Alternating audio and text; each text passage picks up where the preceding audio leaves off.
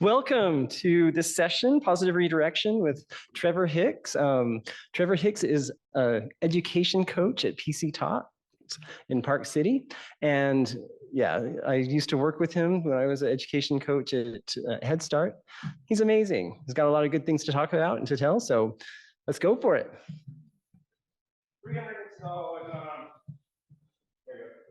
Check. 365. Actually, it's 364. Almost 1 year. That was the day my life changed dramatically, intensely, and I started to view the world in a totally different way. Tomorrow is my 1 year anniversary, where I had the amazing opportunity to have 3 strokes.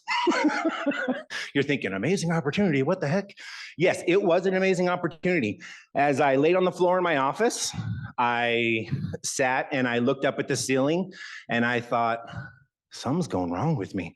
I'm having a stroke, I think. And I went back into the deeper recesses of my mind and I started to observe the situation. I started to observe what was happening in my body, what was happening in my head. I started to observe all these things and I took so much away from it. And I walked away out of it thinking, this is how I want to start living my life to everybody. I want to observe. I am a talker. I talk a lot. I talk loud, I talk quick. When I do training with teachers that come in, they say, Trevor, slow down, slow down. So that has been a goal of mine for many, many years as a coach, is to shut up, let other people talk. So that was a huge goal for me. So I have moved into that piece where I am really just enjoying being an observer in life. And I'm really enjoying being curious. And it's that curious piece, which brings me to a story I want to tell you. Everybody has seen this behavior. So a few months ago, I went to work like any normal day, and I come into the classroom and I was super excited, super excited, because today was the day I was able to walk into a classroom and do a video observation. Video observation. For most people, most teachers, that's like, no, don't do it. I won't do it. I'll leave the classroom. I don't know why everybody hates video, but it's the best, most helpful way to do an observation as an education coach.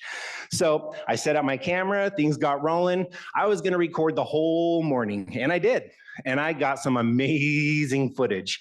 But the amazing footage was not what I expected. The amazing footage was of me stepping in to help with behaviors. So what happened on this day is 4 of our group of 4, you know, you have them in all your classroom, that little group that's looking to find something, some way to have their way, to make some fun, to cause some fear in your heart. So they all started, and the leader of the group took it to the next level. He started throwing wooden blocks. He started tearing down everything in the classroom. And before long, 2 children were bleeding. All the rest of the classroom was on the other side. The teachers were near tears because it took them very long to put up their classroom. He ripped things to shreds and they had to recreate things. And so they took him and they put him into this outside area that's connected to the classroom. And he's out there with the teacher, and I walk out and I offer my assistance. I say, hey, can I come out here and help out? And she says, yes, please. And she steps out. So I'm out there with this little boy and he's just having fun. What he likes to do, I don't know what it is about this behavior that he loves, but he loves to take every single thing he can find and throw it in a pile right in the middle of the room. This outdoor area had big things. They didn't have, you know, little soccer balls. They had big bikes. They had all kinds of big things. And this pile, by the time I got out there, was as tall as I was. This little kid was throwing things up onto the top of the hill. So I walked out and I stood and I watched, and I used a technique called planned ignoring, and we're going to learn a little bit about that today. And I stood there and I told him, hey, buddy, I'm out here for you.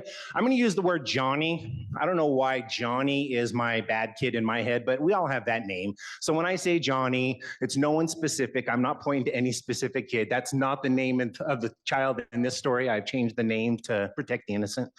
So he's out there and he's throwing all the things on the pile, and I'm just standing there and I'm letting him know, hey, buddy, I'm here for you. Whenever you're ready to talk, I'm here for you.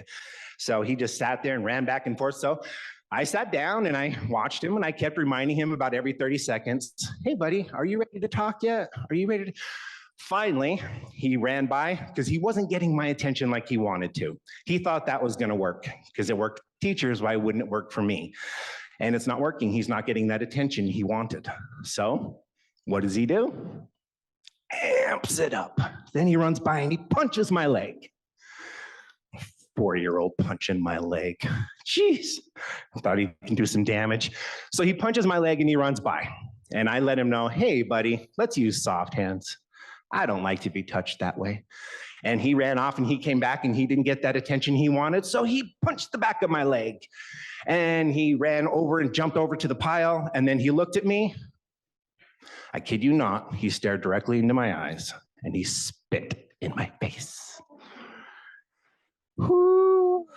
I had to find my happy place. And the look in his eye was like, you gonna get mad? You gonna do it?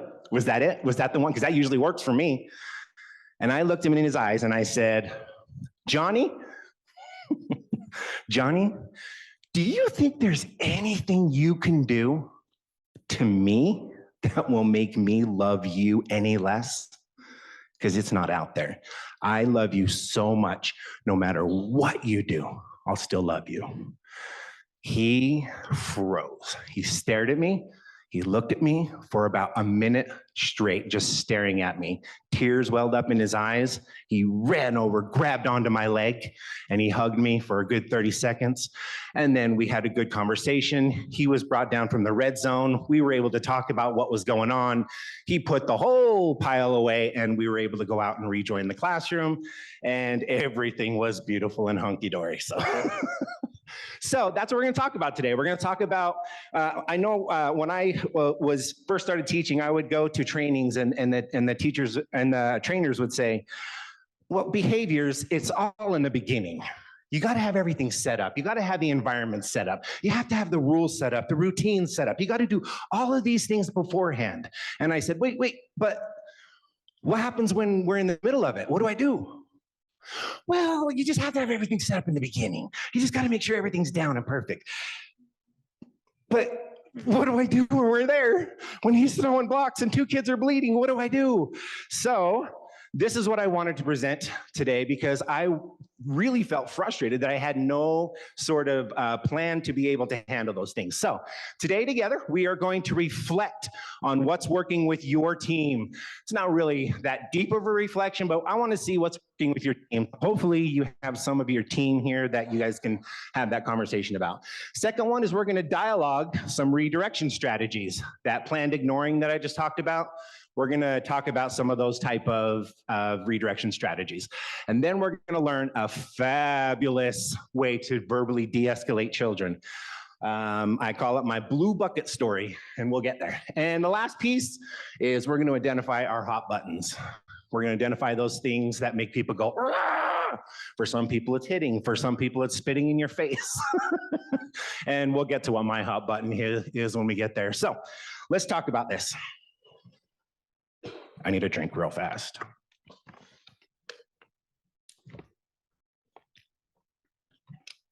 All right, it starts with the team. Go team. Okay, so when it comes to a team, we need to know what our responsibility is in the classroom. We need to know where we're supposed to be, what we're supposed to be doing. If you're gone for the day and a sub comes into your classroom, a teacher comes into your classroom that doesn't know your routines, doesn't know anything, how do they know what to do? Is that day just kind of a scratch off, a loss for the kids' education because they didn't know what to do? Well, with this wonderful and amazing zoning chart that we have here, this is a chart that is available through the National Centers on Quality Teaching and Learning. So basically, this chart is set up to where in this first column here, you put all of your routines throughout the day. And there's a back so you can continue with all of them. And then you have staff person A, staff person B. Most classrooms just use those two because those two are, there's usually 2 teachers in a classroom, if you're lucky. The third one is for those special classrooms that get an extra someone in there. But you're going to go through and you're going to write down what staff A person should be doing and what staff B person should be doing at that time. It's time for arrival. One person is greeting the children and the parents. The other one's helping the kids at their backpacks, helping them wash their hands, helping them go potty, getting them over to their activities. And then the third person, they're doing whatever you might be doing in your classroom. That way, you don't have to go down the list and say, I'm staff person A, so these are all the things I'm doing today. No, during arrival, I may be here. During breakfast, I may be over here. During transition, I may be over here. If I'm in the classroom and 2 teachers are there and they're busy doing with these 2 boxes, I can come look at box number 3 and I know my job. I know what I'm supposed to be doing in that classroom. If everybody knows what they're doing, everything runs more fluid and more sequential. All right, so the next one. Mom, I want to go to the movies. I want to go to the movies. No. Dad, I want to go to the movies. Can I go? Yeah, I guess so. That's a failure. So we got to make our 2 voices one. Just like a mother and a father should be a united front. A mother and a mother should be a united front. A father and a father should be a united front. It should be 2 voices as one, agreeing to the same way you do things. So that's the first thing with your team, is you need to get on the same page. If you have a vision that is different than someone else on your team, you're setting yourself up for failure. And then the last piece is frequent check-ins. Ask your partner how they're doing. Ask them what they're needing from you in the classroom. Ask them if they have any needs.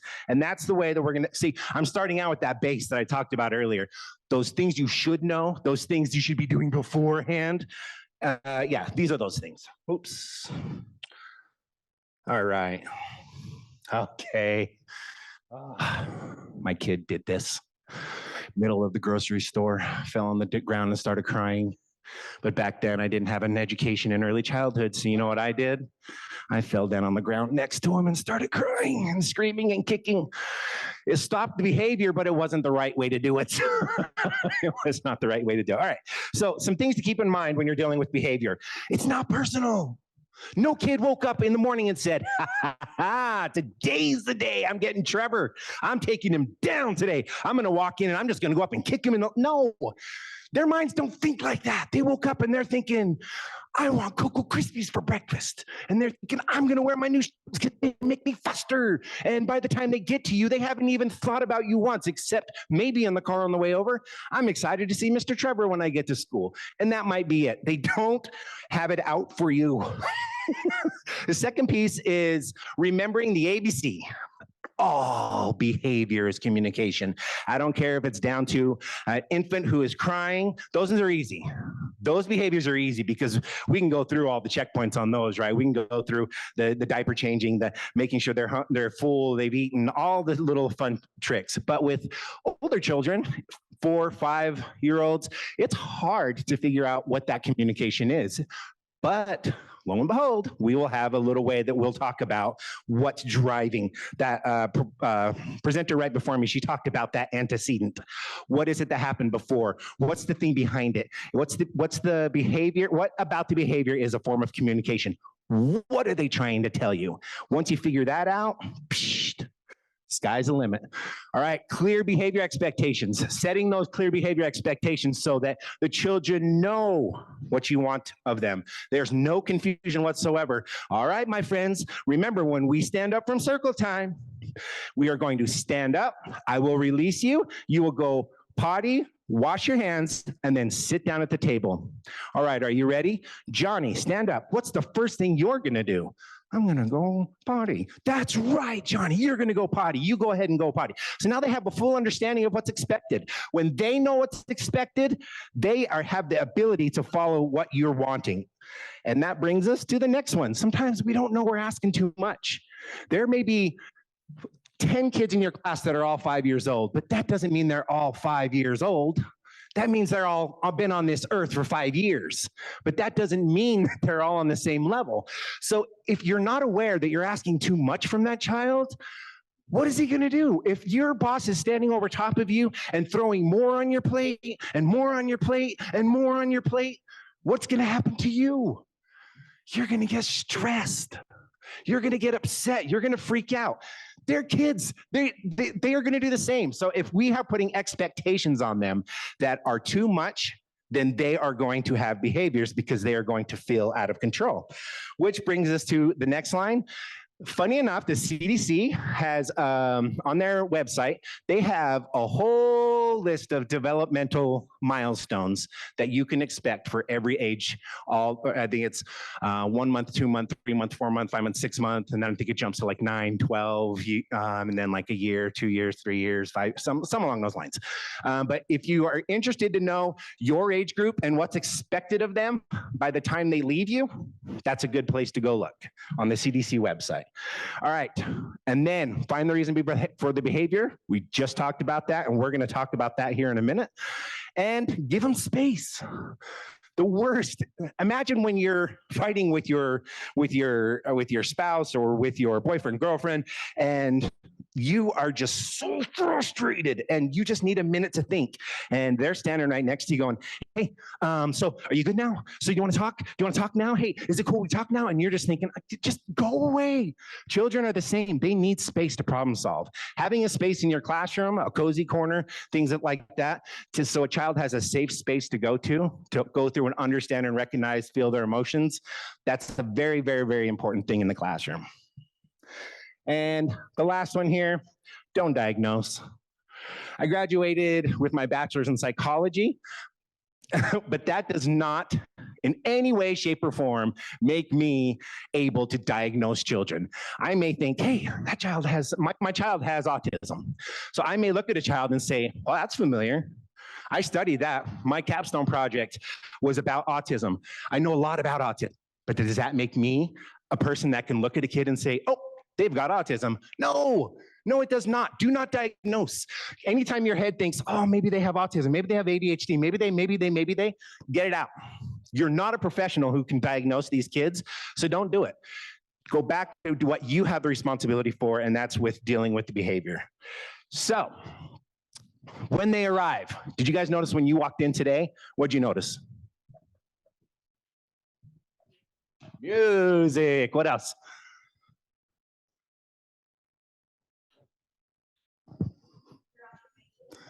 Affirmations. I had an affirmation up here. I was walking around the crowd and greeting people.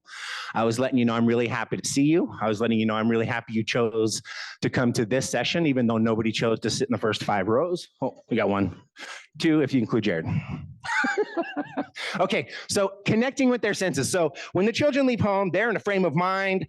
They may have woke up frustrated. They may not have slept well. They may not eaten their food because they were throwing a fit and now they're hungry. And they're going to walk into the classroom. We need to shock them. You're here. You're at school. You're not at home anymore. We're going to shock those senses. When they come in, you have happy music playing. Happy music playing. They come walking in the door and you come walking up to them. What's up, Johnny? Oh my gosh, how have you been? Oh my gosh, it's been all weekend. I missed you all weekend. Tell me what you did this weekend. Come with me, buddy. And you're showing that, my voice is so loud, I overdo the microphone.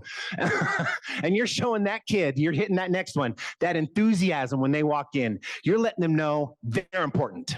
Those ones that are the really, really struggles, my Johnnies, when I see them in the morning, I'm not a teacher and it's not my classroom, but I know every one of those little people and I love every one of those little people. And I will take those ones that have a really hard day every day and I will pull them aside and I will sit with them for 5 minutes, direct eye-to-eye contact, right down at their level, talking about things they want to talk about, asking them questions about themselves.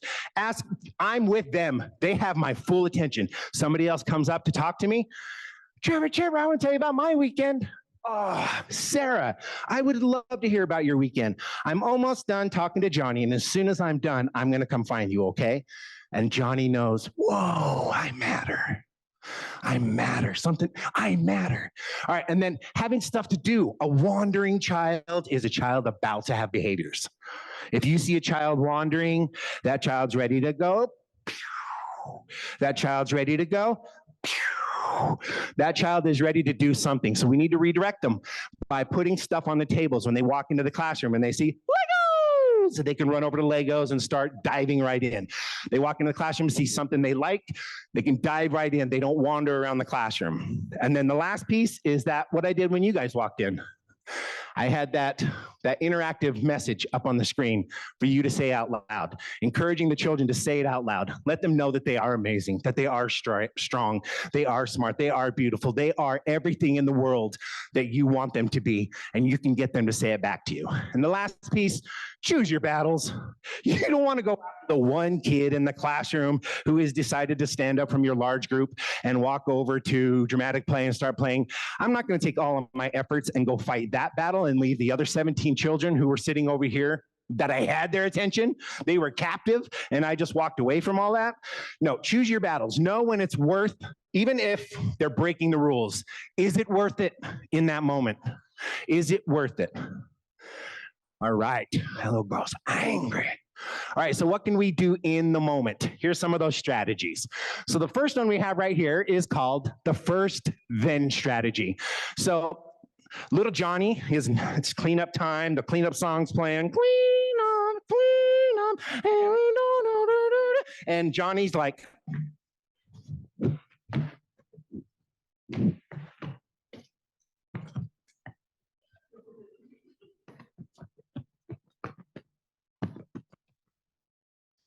and you spend the whole time chasing Johnny down, trying to get him to do things. Johnny, you have to do this. Johnny, you have to do that. Johnny, you were playing in the block area. Those are your toys. You need to pick them up and put them away. No, use the first then. Children know nothing about time. These children know nothing about time, and they won't until they're in first grade. They don't know, buddy, in 5 minutes we're going outside, but they know routine. They know routine. So if you let them know, hey, buddy, first we're going to clean up our toys. And remember, you played in the block area. So first you're going to clean up your blocks, and then we're going to get to go outside. And when we go outside, oh my gosh, Johnny, I know you love to play soccer. We got a new soccer ball. So come on out. First you clean up your toys, then we're going to go outside. Let's go, Johnny. Pretty good chance Johnny's jumping up and running over, because even though he heard the first thing he didn't want to do, he heard the second thing that he did want to do.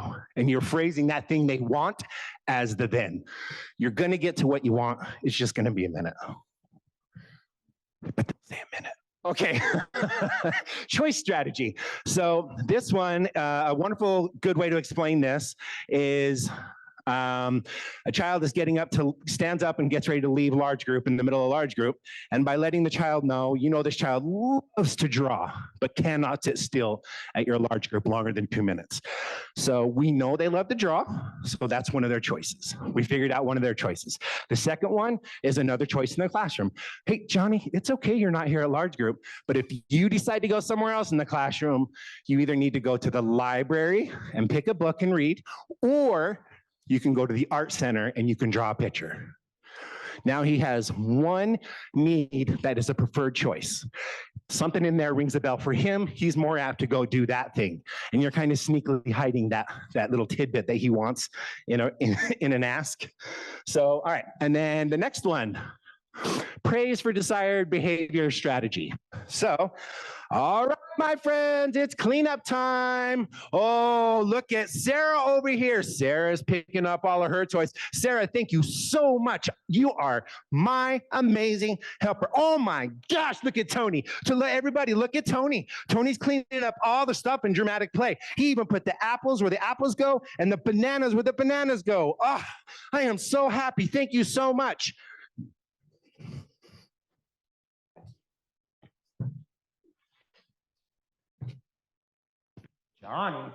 Johnny just heard all that praise. Johnny wants attention. Johnny wants to feel important. Every child does. Secret. Every child wants to feel important. So if that child just heard that Sarah just got that, I don't remember what I called that kid. That kid just got that. They got what he wants. They got attention from the teacher. And it didn't just come from anybody. It came to the person that the whole classroom looks up.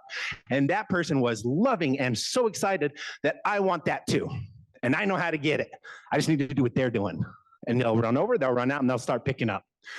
All right, the last one is also an indirect verbal. This is the one I talked about earlier, that planned ignoring. Ignoring is not good for children. You do not randomly ignore children, but planned ignoring is a different kind of ignoring. You are paying attention to the child, but they don't know you're technically paying attention to the child. So if Johnny's over here and he's throwing the blocks like my little Johnny was, and he's putting the pile and he's putting it all together, you notice I said I just stood there. I did not give eye contact. I did not connect with him in any way besides to let him know I'm there. I want to talk to him. I want to fix this. I'm concerned about his feelings, and I want to be there for him. And that's all he needs to know is I'm going to be there. And that way, when I'm shadowing Johnny and he's over here and he goes to pick up a block, if I'm near him, I can step in. I can step in and say, oh, hold on. Remember, our toys are for playing with. Our toys like to stay on the ground. Our toys do not like to be in the air. So planned ignoring just means that you're standing there and you're waiting for the child 5 minutes. 5 minutes is all the child, all the way up to kindergarten, can spend their attention on a specific thing. 5 minutes. You are adults. You can wait out 5 minutes of anything, literally 5 minutes of anything. I got hit, kicked, spit.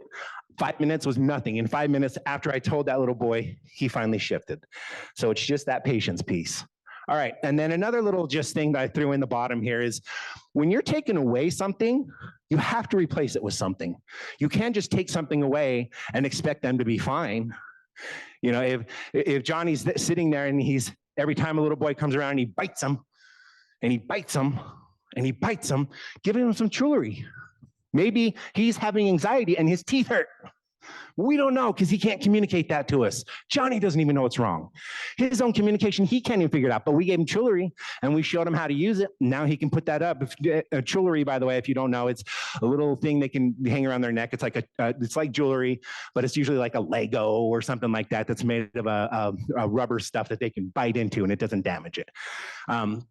So you just have to give them something in place of it, and it doesn't have to be a physical item. It could be praise. It can be anything else. But you have to make sure if you're saying you cannot run in the classroom, you must walk. That's your option. That's the other thing you're giving. When you take something away and don't replace it, that leaves a void, and the children will continue to have that behavior. All right, physical guidance. I need a volunteer. Who wants to come up, volunteer? All right, come on down. The next contestant on behavior is right. Her name is? Amy, come on down, Amy. I'd sing a song, Amy, but I don't think there is. Is there one? Is there an Amy song? How's it go? Sing us a line. Amy, no? Okay, so we're going to talk about a little bit about physical guidance. You should never pick up a child and walk with that child. If you pick up a child, I pick up children all the time. I pick them up, I hug them, I put them back down. The second my foot steps one step, I've now put that child in danger. I'm now endangering that child because if I trip, they're not falling from the 2 feet that they're at.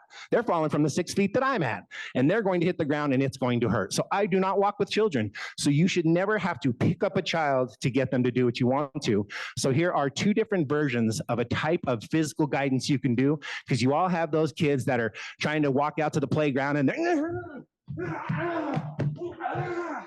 they are not letting you help at all to get out there. So we're going to look at the first one. The first one is,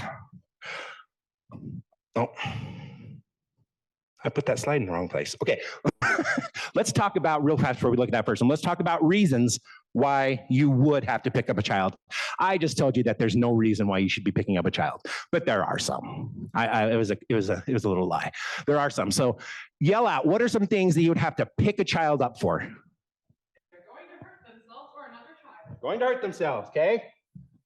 I will disagree, but we'll get there. Keep going. Great answer though. Running to the parking lot. Running. Danger. Running through a parking lot. I like it. What else?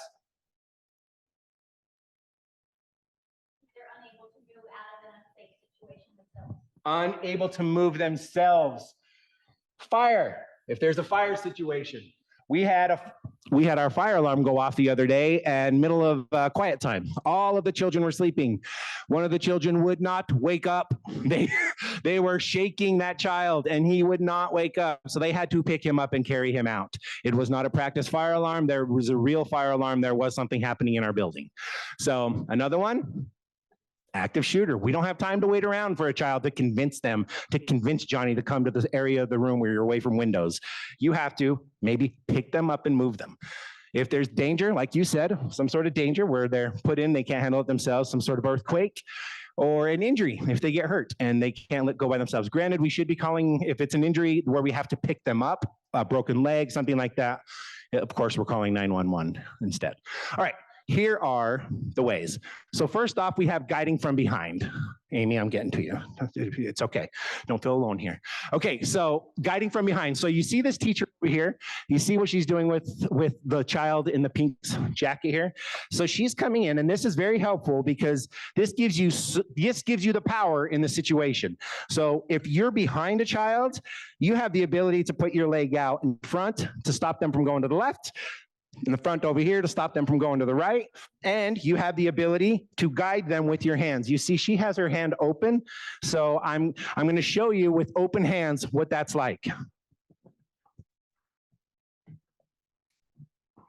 And walk with the microphone between my knees. That was impressive. Okay, so you're guiding from behind, and if they decide to slip, turn to your right and act like you're gonna go. Then we can keep our hand, and we can keep them guiding in the way we want. But the thing is I'm not closing my hand. I'm keeping an open hand, just like she is. Open hand. Elbow is the best way. Back of the arm is good too. Shoulder is also good. Okay. That's a good way to get them, to direct them where to go. Now, what happens when they are running in the parking lot? They are running in the parking lot, and it's a life or death type of situation. This is dangerous. This is so dangerous. So here we can utilize what's called the grab and slide. The grab and slide is utilized with reaching out, because when the child goes to run, some of them are fast. I have the most evasive little girl, man. When you go to grab her, it's like the Matrix. I mean, she will dodge every single way you're trying to get at her. But the grab and slide, all you have to do is just be able to grab their arm. So you're grabbing their arm. When you reach out and grab their arm, you're grabbing them on the upper part of the arm, not the lower part of the arm. You're grabbing them on the upper part of the arm, and then you're grabbing your other hand and sliding it down, not letting go with this hand, and sliding your hand down to theirs. So we have, and now we have control. Now we can walk together, and I can keep my hand with her, and we can talk, and I can explain to her. Sorry, my wife knew I just walked across the stage holding another woman's hand. Woo! I tell you what, I was going to record this. It's a good thing I didn't. Okay, that's all we need, Amy. Everybody give Amy a round of applause. Woo! Thank you, Amy. All right. I really wanted to put that song, Under the Surface, from the Encanto. You got to know that song? But I couldn't figure out how to make just that one little tiny little clip play here. So instead, I sing it, and it's horrible. So here we have behavior. It's the tip of the iceberg. That's what we see.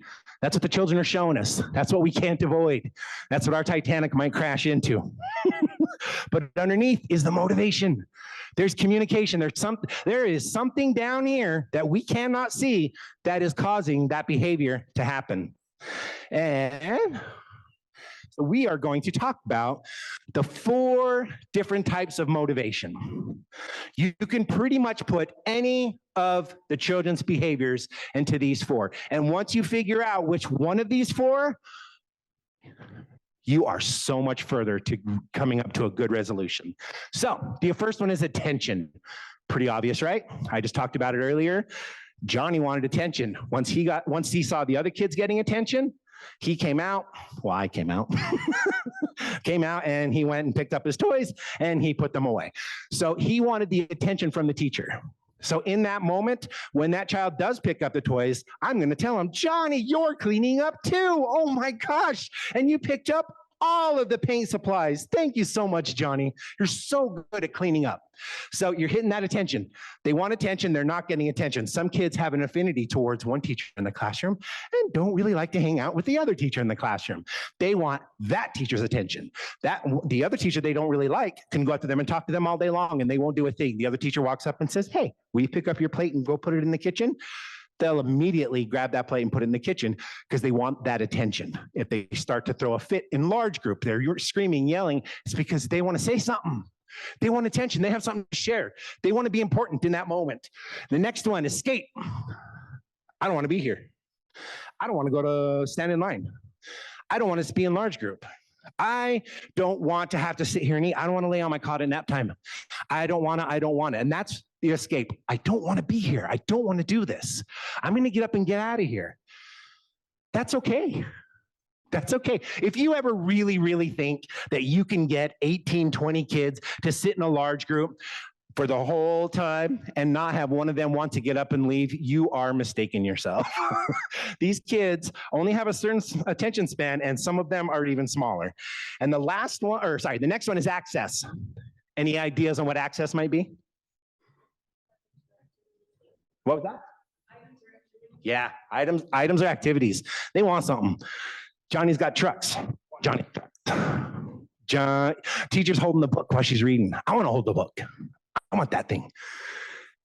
She's got apples. I have bananas.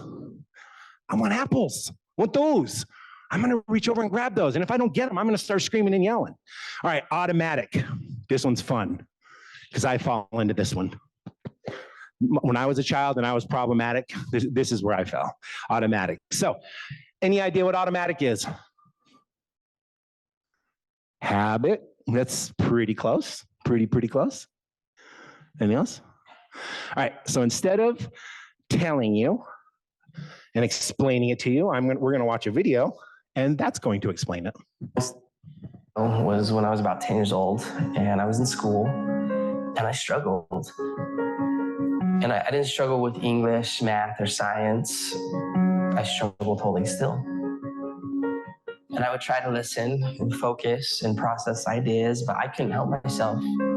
And to be honest, I would sit there and then I would just start tapping. And the students in the class would look at me and they'd say, hey, stop tapping. A lot of the time, I didn't even realize I was doing it. And then eventually even the teachers got after me and they would yell at me and they'd say, Clint, you have to stop tapping. It got so bad that I got sent to the principal's office for tapping. And he said to me, okay, maybe when you go back to class, just try sitting on your hands. So I did. I went back to class, and when I felt myself starting to tap, I did this. I sat on my hands. And that worked for about 5 seconds. One time I was tapping in class, and my teacher, Mr. Jensen, he looked at me, and he yelled. And he said, Clint, stay after class. And I thought to myself, this is it. I am done. Now, I've always been the type of person that believes that a single moment in time can change a person's life. And this was one of those moments for me, and I will never forget it. So I was sitting there with Mr. Jensen and an empty classroom. And he walked past me and he sat next to his desk and he said, Clint, come here. Let me talk to you. And as he looked me right in the eye, he said, no, I need you to know something. You're not in trouble. But I do have just one question that I have to ask you. And he asked, he said, have you ever thought about playing the drums? And in that moment, Mr. Jensen, he leaned back and he opened the top drawer of his desk. And he reached in and he pulled out my very first pair of drumsticks. And he held them in his hands and he looked at me and he said, hey, Clint, you're not a problem.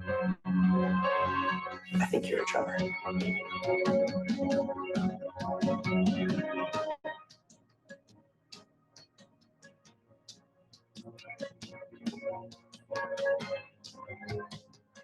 that moment on, I've never put those sticks down. I've toured, recorded, and played drums all over the world. My whole college education was paid for with drumsticks in my hand. Just because of a single moment in time when somebody believed in me.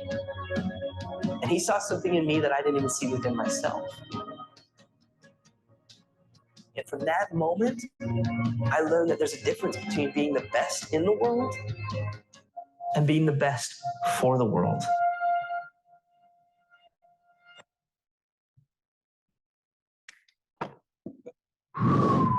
Right? So every time I watch that, I just want to get up and be like, let's go. Yeah, so automatic. What is it? Instinctive. We can't control it. We can't control it. I cannot remember a night at the dinner table that has gone by where my wife, she doesn't have to say anything now. She just has to turn and look at me and give me the look, because underneath the table, there's a soundtrack playing in my head all the time. Currently, right now, I am on stage. There is a song playing in the back of my head. I'm a musician. I love music. It's always there. And my body's always tapping it out to the beat. My boss sits in her chair right across from me in our office. Trevor, you're doing it again. And my feet will just sit there and tap, tap, tap, tap, tap, tap, tap. I'm not meaning to. I'm not trying to drive people crazy. It's just what I do in myself to create some sort of calm. So automatic is in those moments where the child has no control. They're doing something and they have no control. Another good example of this is I have a kid in my class that was abused when he was 2 years old. And now he's 4 years old. And when he's in that classroom and anybody pushes beyond his barriers, he screams.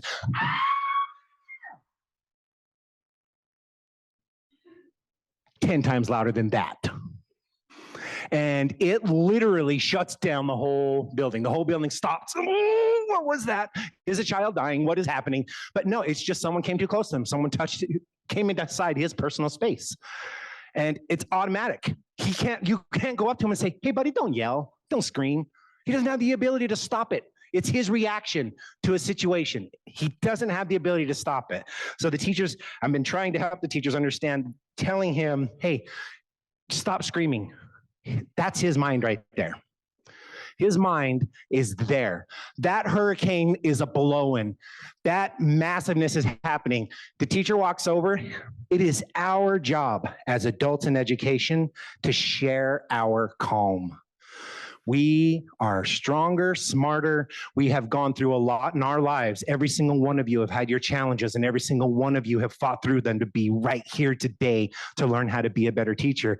And the last thing we want to do is share our storm with their storm. We don't want to do that. What we want to do is share our calm. So while they're in the midst of this hurricane and they're screaming and they're yelling, we need to be the eye of that hurricane. We need to be the one in the eye to step in, grab that child and pull them out of that hurricane into the eye where it's calm, share our peace. No one's perfect at this. I'm guilty as well. Every time I think about this, I cry. So if I cry right now, I am so sorry. I wear my heart on my sleeve, and my sleeve is always wet. So I was in the car with my daughter. My daughter goes to school up there. I work up in Park City, and my daughter goes to school up in Park City because it makes it easier for my family. But I live down here in the valley, and there was an accident in the canyon in Parley's, and it took 4.5 hours to get home. 4.5 hours with my daughter, who I had no snacks for because she'd eaten them all already. She had to go potty. She was tired. She was letting me know she was tired by her behaviors, and I knew it. And I put up with it for about 3.5 hours. And then I collided my storm with hers. I let her feel my frustration as well. And I yelled. And I said, "Can you please stop yelling at me?" The second I started speaking, I was ashamed. I should not have done that. And it took me a good another hour and a half to get her back down from the extra stress that I just gave her. So remember, when we're coming in and we're thinking, gosh, how do I de-escalate this? How do I get the child out of that storm? Because when the child's in that storm, is the child able to learn? It's not the perfect time to say, well, Johnny, you shouldn't be hitting people. They're going to hit you back. Well, Johnny, you shouldn't have leaned back so far on that chair, because when you do lean back far on the chair, you're going to fall down. They know. It just happened. They know if they lean far back in enough chair, they're going to fall backwards because their head hurts. They just experienced it. They know. They're going through life and taking on new ideas and new things and learning lessons. Sadly, that was a sad lesson, but sometimes those are the ones we have to learn. So instead, we're going to talk about the blue bucket. You might remember I talked about the blue bucket at the beginning. This is the blue bucket, the famous blue bucket in my head. It's not famous anywhere else, but besides right here. And now you all know about the blue bucket. So the blue bucket. So this verbal de-escalation process, on one side, we have the words that are happening in that moment. And then I have connected them on this side with the words from conscious discipline. Does anybody here by raise of hands know what conscious discipline is? Okay, we got a few. Conscious discipline is a program that is put out to help children understand their emotions, be able to self-regulate, self-calm, all of those things. And in that process, she uses these terms of I am, I calm, I feel, I choose, I solve in that process. So I want to walk you through a situation that I had with Johnny. It's not the same Johnny. It's a different Johnny. I had another situation with Johnny. I'm in a classroom, and one of the teachers comes over, and she's from a different classroom, and she says, Trevor, we need your help. Will you please come help us? Johnny has been upset for 45 minutes. Nobody can fix him. We don't know what's going on. So I went over, and Johnny was in the bathroom. This is the bathroom. Johnny was in the bathroom. I walked in. Johnny, the door is here. I walk in, the blue bucket is literally right there. I walk in and I look at Johnny, and he's over in the corner as far as he can get away from everybody else. And he's got his back pressed against the corner. He doesn't want anybody near him. I can tell by his body language, he does not want Mr. Trevor to come in and start talking to him. So when I walked in, I assessed the situation. I looked at it and thought, how do I connect? How do I connect? So I walked in, I looked at him, he looked at me, he backed further into the wall as if he could go any further. And I looked at him and I said, hey, Johnny, you want to talk? Okay. So I walked over next to the blue bucket and I sat down next to the blue bucket. And I sat there.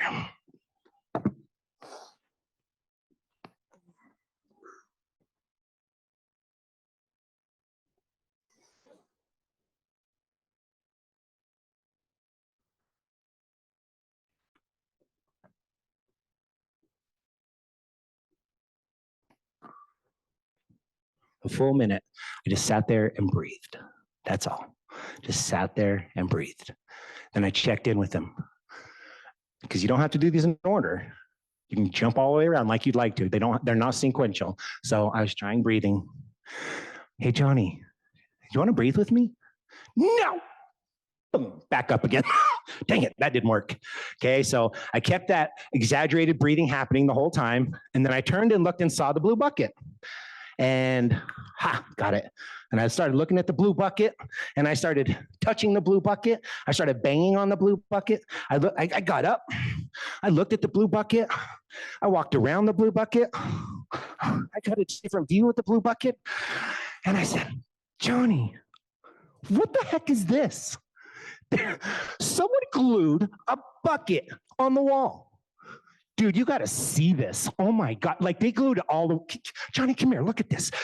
All the way around. Look, yeah. Look, and it goes all the way around. Boom. Got him. Johnny came over. We connected. I got him interested in something that wasn't the problem. So then we sat there for a bit. We talked about the blue bucket. I asked all kinds of open-ended questions about who do you think put that there? Why did they put that there? What do you think's under there? What would happen if we took it off? Like I asked all kinds of fun questions. And in that process, when I was letting him talk, soon I started to notice his body breathing with me. Boom, got two down.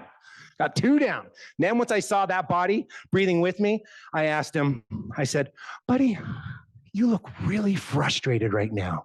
I could see your mouth is together really tight. I could see that your brow is furrowed down really, really low. You look very frustrated. I feel frustrated too sometimes. I feel very frustrated sometimes. And that's okay. We can feel frustrated, buddy. Did you know it's okay to feel frustrated? And he looks at me weird. I said, yeah, it's okay to be angry. It's okay to be mad. It's okay to be happy. It's okay to be sad. Emotions are us, buddy. It's okay. You can have emotions. But I want to talk about what happened. Can we talk about why you have that emotion? Because I went pee-pee in my pants. Okay, buddy. Well, that's a simple solution. We got underwear right here. Your mom sent extra underwear. No. Why don't you want to put on your underwear? Because it's not Paw Patrol. An hour and 15 minutes have gone by over Paw Patrol underwear. So I looked at him and said, oh my gosh, buddy. Yesterday, I wore my favorite shirt to school. Someone puked on me.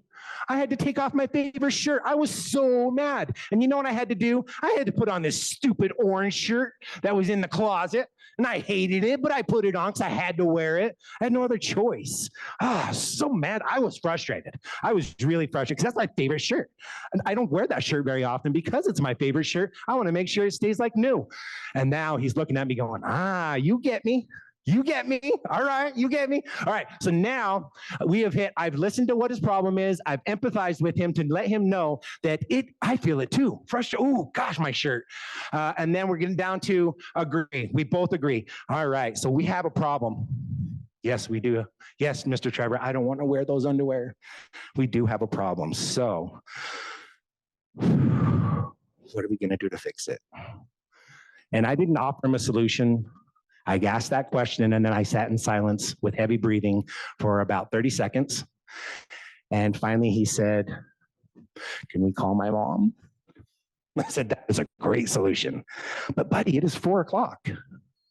It's 4 o'clock. Your mom's going to be here in about 20 minutes. So what else is a solution? Because when you get here, your mom's going to need to have clothes on to get in the car. You can't go outside naked. What do you want to do? So he said, if you tell my mom to bring me Paw Patrol underwear to school, I'll put on those other underwear. Boom, we partnered up, we solved it. He solved it all by himself. And I said, okay, but I will tell your mom. She came in he put on his underwear, he washed his hands, he got himself out into the group and started playing again. And I was able to bring in the parent and talk with the parent and let them know, you need to send Paw Patrol underwear because this kid loves his Paw Patrol underwear. It's okay to come to school, but we need to have him here at school just in case he has an accident because he likes those underwear so much. And the problem was solved. The child felt heard. The child was able to come down. Again, was this a moment, him screaming and crying in the corner for a learning lesson? No. But I made it one. It happened. By doing these steps, I was able to create that safe space for that child to want to fix the problem. Okay, last section we're going to talk about, hot buttons. Hot buttons, hot buttons. These are the things that piss you off. Like how I edited myself there. These are the things that get you upset, the things that make you angry, the things that get you frustrated. For me, my hot button, I am in the wrong field for this, but my hot button is things in my face. Every child thinks the only way you're able to see their art is if it's 2 inches from your eyeball. The only way you can see the Lego thing they made is if they actually touch your eyelash with it. Oh, it brings me to all levels of hell with that. So in the beginning, when I started in early childhood education, it would mess with me so bad, I'd have to get up and leave the room. I couldn't do it. It would mess with my brain so much. Over the years, I learned different techniques. I learned different ways to deal with them, and we're going to talk about that in a minute. But I recognized my first #1 box on the top, my behavior that pushes my buttons is when children put things in my face. Ooh, and I even added a new strategy this week, and it worked. It was pretty cool. So, all right, so we need to think about that. So I want all of you to take about 1 minute right now. If I hear talking, I know that you're not doing what I'm asking because this is going to be talking to your own self inside your own head moment. But I want you to think about it. Think about those moments in the classroom where you're just like, you're just so frustrated that you are ready to walk out of the classroom. What happened? What was the antecedent? What happened before? What got you upset? Because if you can't share your calm in the middle of a hurricane, that child is only going to get nothing but more frustrated. So we need to be able to share our calm. And if we're frustrated, we can't do that. #1 thing, I'll give you about a minute. Think about the #1 behavior in the classrooms that really, really, really ticks you off.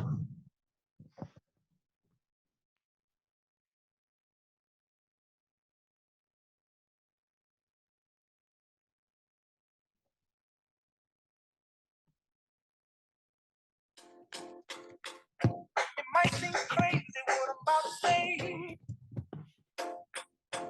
It might seem crazy what I'm about to say.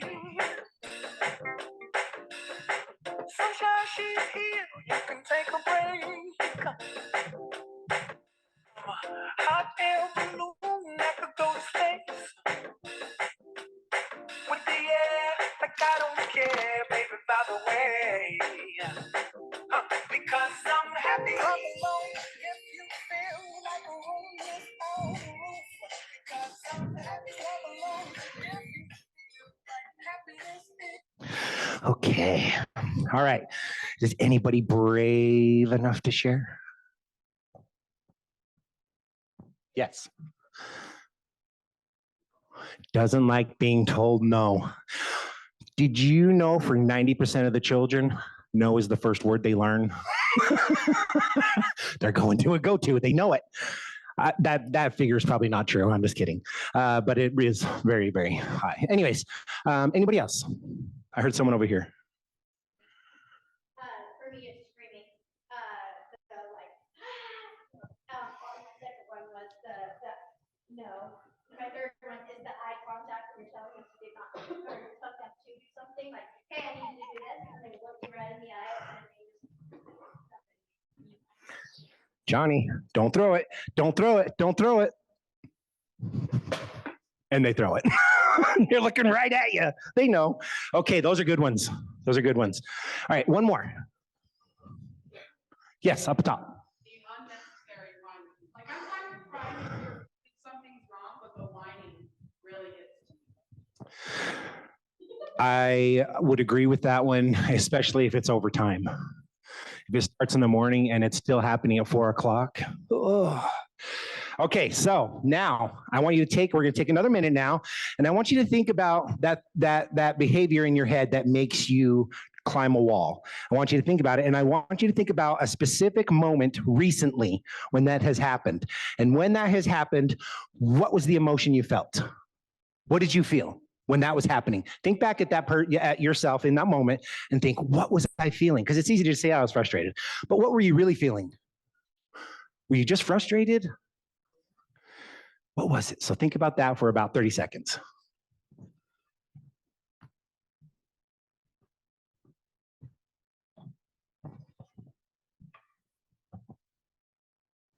Okay, I've just been informed I only have 3 minutes and I have one more slide that I want to hit. So let's get through this. So my emotions that I have to work through, I use a specific group of ways to self-regulate. What kind of ways? Shout it out. What kind of ways do you self-regulate in the classroom?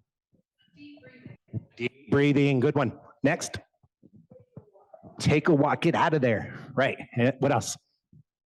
For the kids that need like a physical stimulation, it could be like a tapping, a slapping, tapping on the chest. Okay. Okay, so yes, breathing, that's a good one. And yes, thank you, Harley. Wow, look at me, I'm remembering names. Ooh, Marissa. Ooh, okay. I think that's all I got. I can only hold 2, sorry.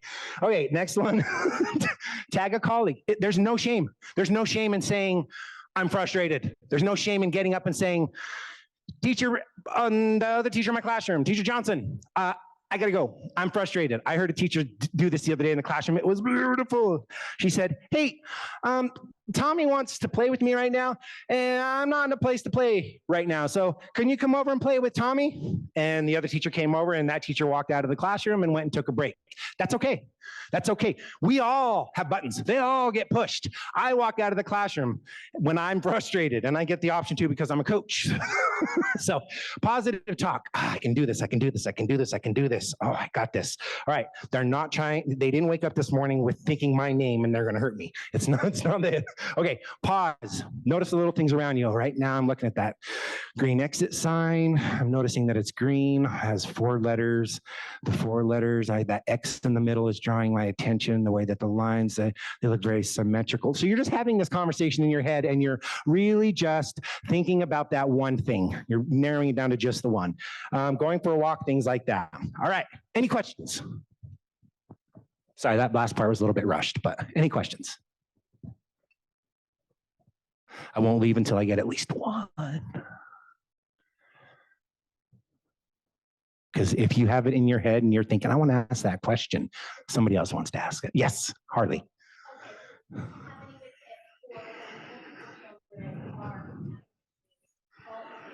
Yep. With one word, fun. Fun. Children want to be where the fun's at.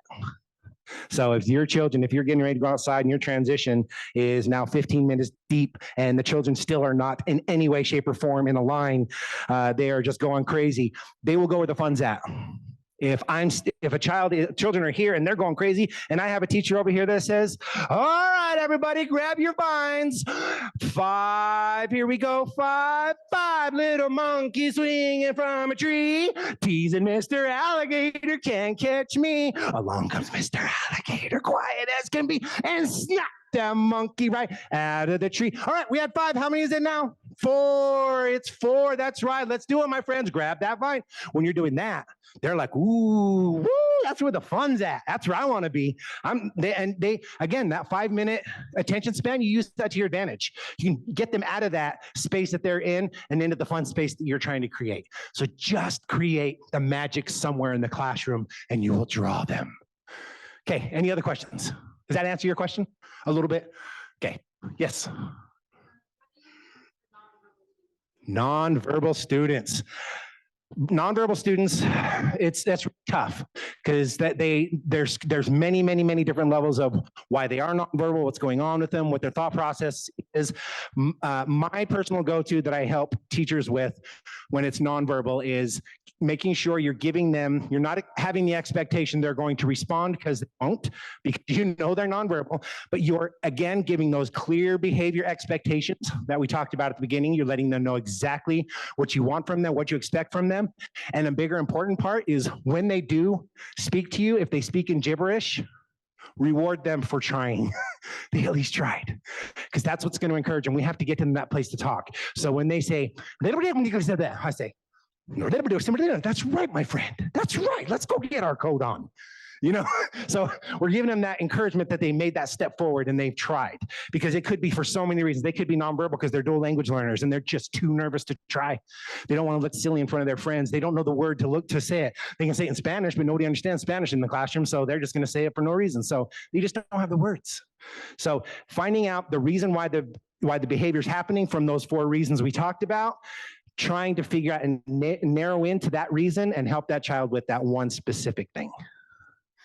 But if you want to, I have some cards up here. If you want to come get a card and you want to email me that question, I can give you a more in-depth answer. Okay, that's all my time. Thank you guys so much.